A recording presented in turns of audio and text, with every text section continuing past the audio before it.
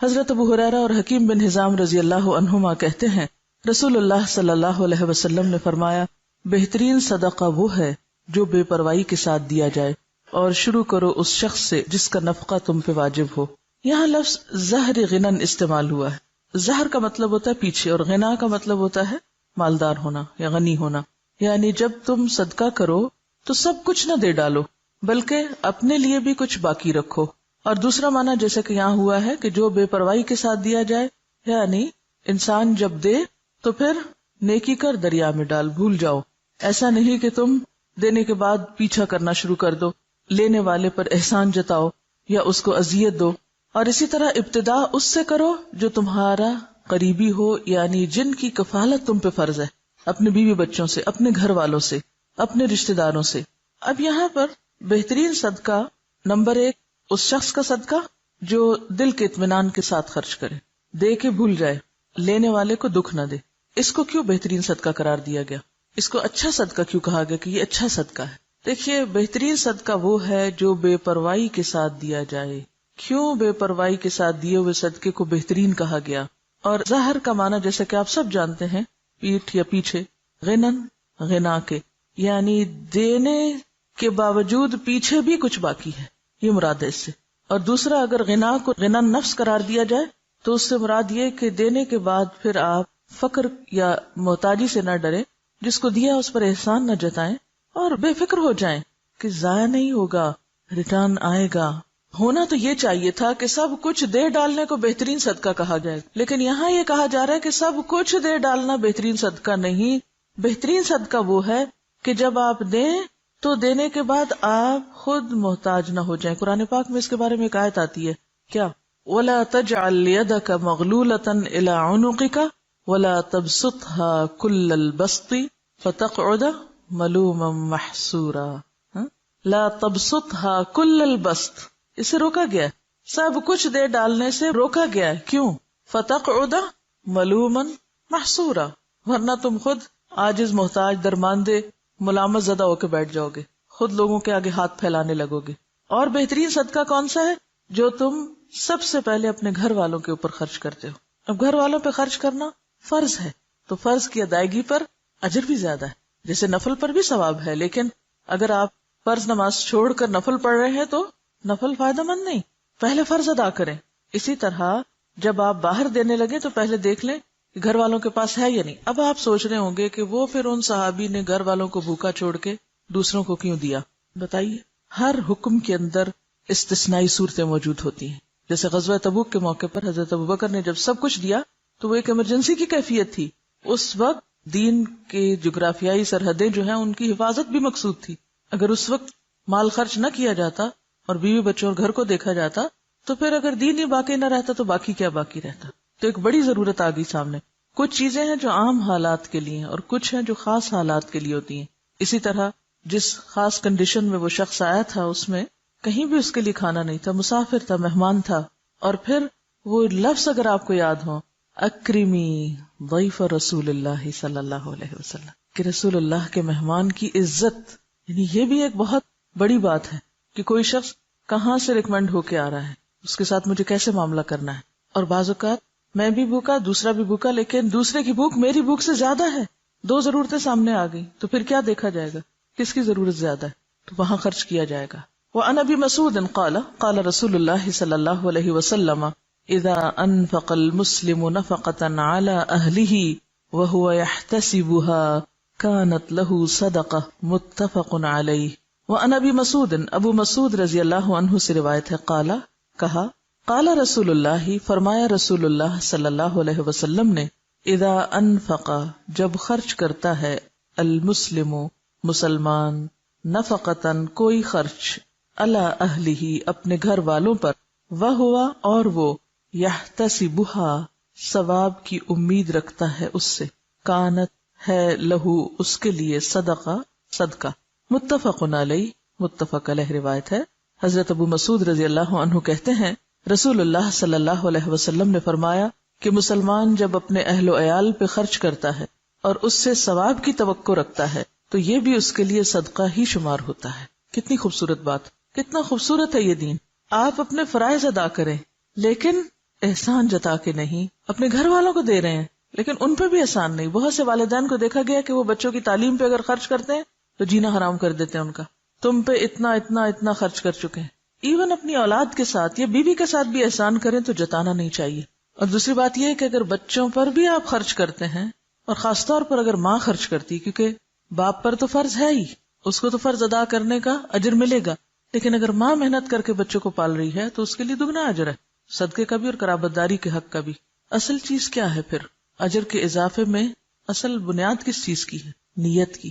آپ کوئی کام کیوں کر رہے ہیں؟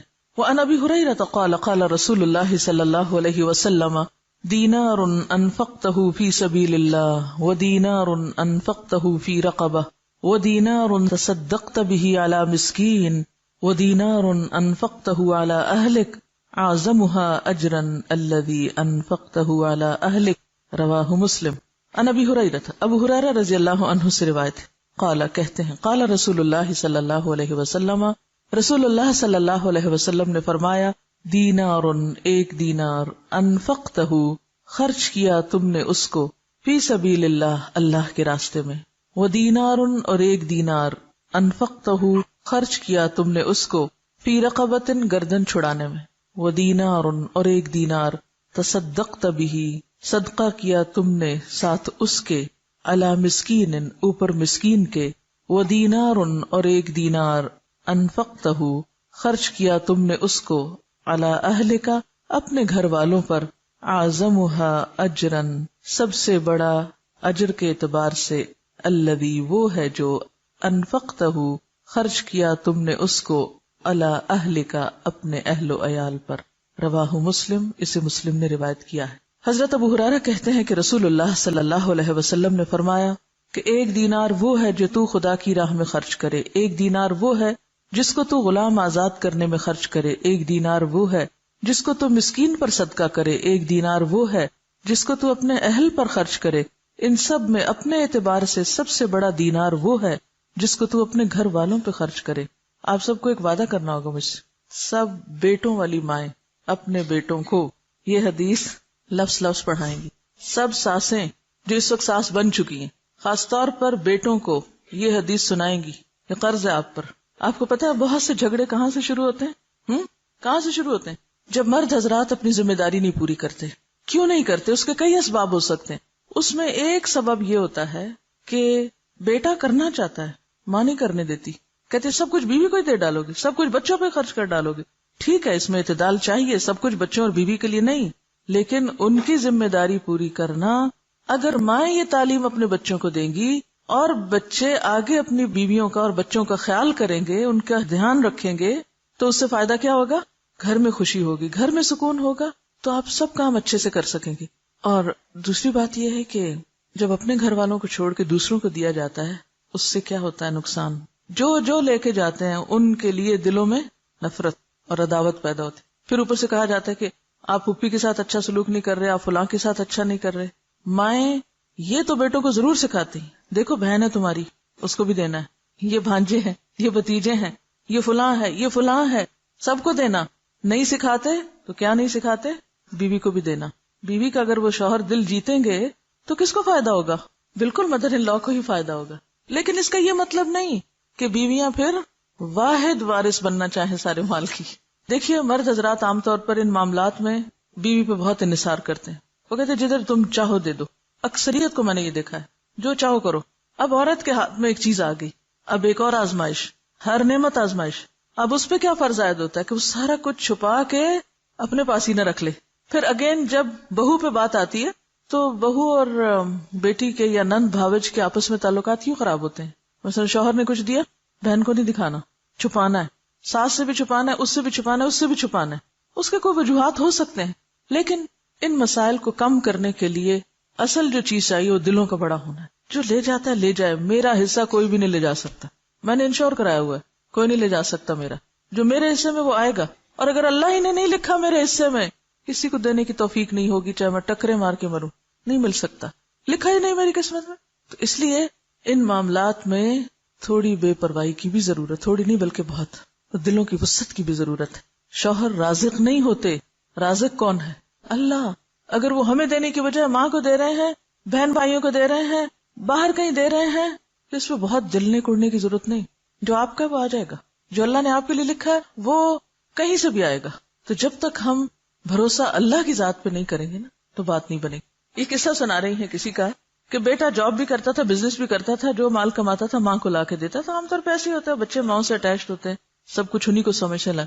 اب ہوا کیا کہ جب شادی ہوئی تو بیوی کا مطالبہ شروع ہوا، لیکن وہ ساس جو تھی وہ ان کو عادت نہیں تھی دینے کی یا شیئر کرنے کی.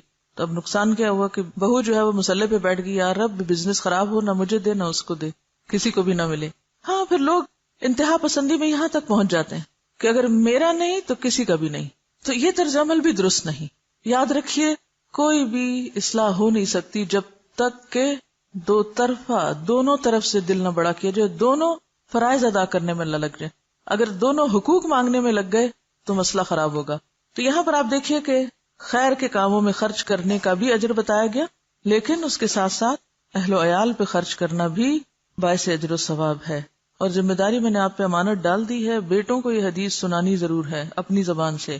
وَأَنْ ثَوْبَانَ قَالَ قَالَ رَسُولُ اللَّهِ صلی اللہ علیہ وسلم افضل دینار ينفقه الرجل دینار ينفقه على عیاله ودینار ينفقه على دابته في سبیل اللہ ودینار ينفقه على اصحابه في سبیل اللہ.